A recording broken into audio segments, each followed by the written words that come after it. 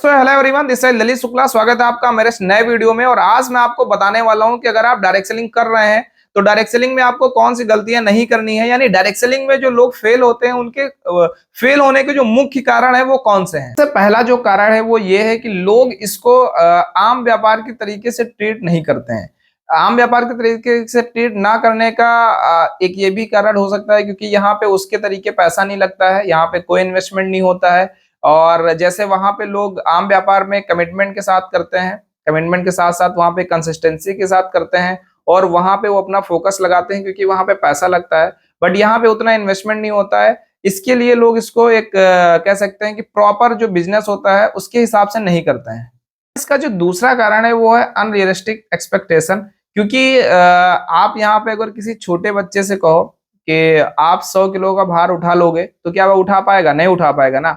But यहाँ पे लोग आते ही वो चाहते हैं कि हम काम कुछ भी ना करें, ठीक है। अब हम नए न्यू इस बिजनेस को स्टार्ट किए बट हमारी इनकम लाखों में हो, हम एक ही महीने के अंदर यहाँ से कार परचेज कर लें। यहाँ पे लोग आते हैं और सोचते हैं कि रातों रात हम यहाँ पे अमीर बन जाएंगे। तो ये यार बिल्कुल भी एक्सपेक्टेशन नहीं करनी चाहिए हमको, क्योंकि ये बिल्कुल भी पॉसिबल नहीं है।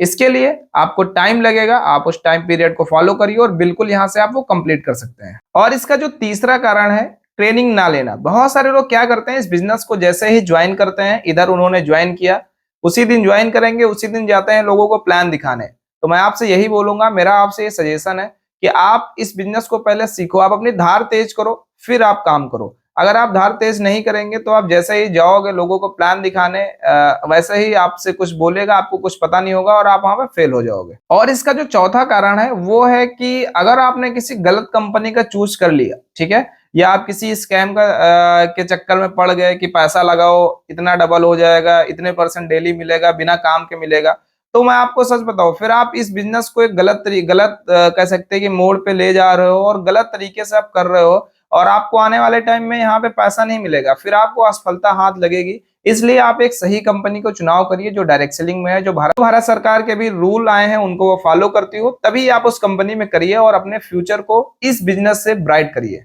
कंपनी चूज करते टाइम सबसे पहले आपको उसका प्रोडक्ट सिस्टम देखना चाहिए, ठीक है।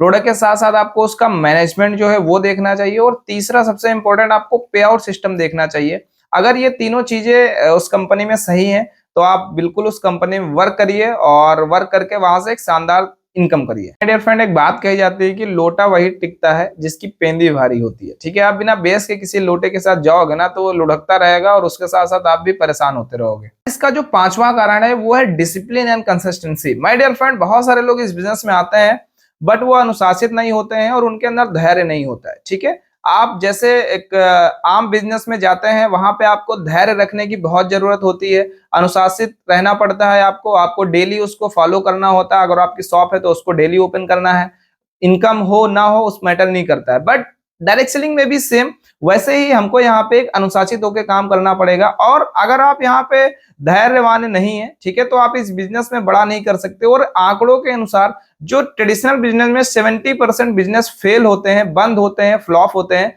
उनका सबसे बड़ा कारण यही होता है कि वहां के जो ऑनर होते हैं वो धैर्यवान नहीं होते हैं, ठीक है। उनको बस तुरंत रिजल्ट चाहिए, उनको पेशेंस उनके अंदर होता नहीं है, ठीक है। इसलिए भी डायरेक्ट सेलिंग में भी फेल होने का सबसे बड़ा यही कारण है और आम बिजनेस में भी फेल होने का सबसे बड़ा यही कारण। और इसका जो छठा कारण है वो है कि हमारी जब इनकम होने लगती है, टीम बन जाती है, तो हम वहां पे बचते हैं, अपना टाइम उस तरीके से टीम पे ऊपर नहीं देते हैं, टीम के साथ नहीं देते हैं।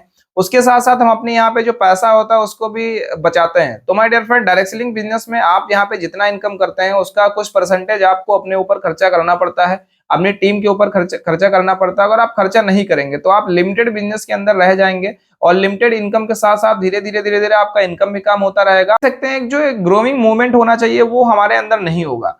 डायरेक्ट सेलिंग में आपको आपकी टीम के साथ मिलना पड़ता है, सपोर्ट करना पड़ता है। तो अगर आप उन पैसों को बचा के गलत जगह पे खर्चा करेंगे तो आप अपना बिजनेस कभी भी बड़ा नहीं कर सकते हैं। और इसका जो सातवां और सबसे इंपॉर्टेंट पॉइंट है वो है लैक ऑफ कम्युनिकेशन। हम जानते हैं कि नेटवर्क मार्केटिंग का जितना भी बिजनेस है वो सारा कम्युनिकेशन पे ही बेस होता है। जितना ज्यादा हम वार्ता करेंगे नए लोगों से, उतना ज्यादा हमारी टीम में लोग आएंगे। जितना ज्यादा हम अपनी टीम में बात करेंगे, उतना हमारी टीम के लोग हमारे ऊपर ट्रस्ट करेंगे। बहुत सारे लोग गलती करते हैं, वो ज्वाइन तो करा लेते हैं लोगों को, खुद भी कर लेते हैं, बट वो कम्युनिकेशन पे ध्यान ही नहीं देते। उनका कम्युनिकेशन स्किल वो कभी ग्रोविंग करते ही नहीं, कभी ग्रो ही नहीं करते हैं। तो ऐसे लोग बहुत दिक्कत हो सकती है इस बिजनेस को ग्रो करने में। अगर मैं आपको अपना एक्सपीरियंस बताऊं, तो आपको अपनी टीम के साथ एक ऐसा कम्युनिकेशन बना के रखना है कि अगर उसको कोई भी प्रॉब्लम हो तो तुरंत आपको बताए।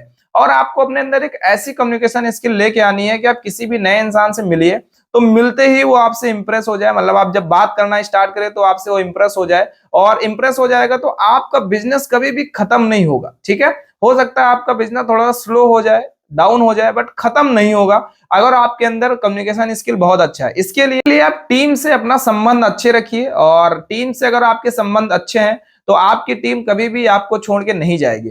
थैंक यू सो मच, आप लोगों ने लास्ट तक मेरा वीडियो देखा। आई होप पसंद आया हो। डायरेक्ट सेलिंग से रिलेटेड नए नए टॉपिक, नए नए वीडियो देखना है तो आप इस चैनल को सब्सक्राइब करिए, लाइक करिए और अपनी टीम में शेयर करिए, जिससे कि वो भी जो ये गलतियां हैं वो ना करे। Thank you so much.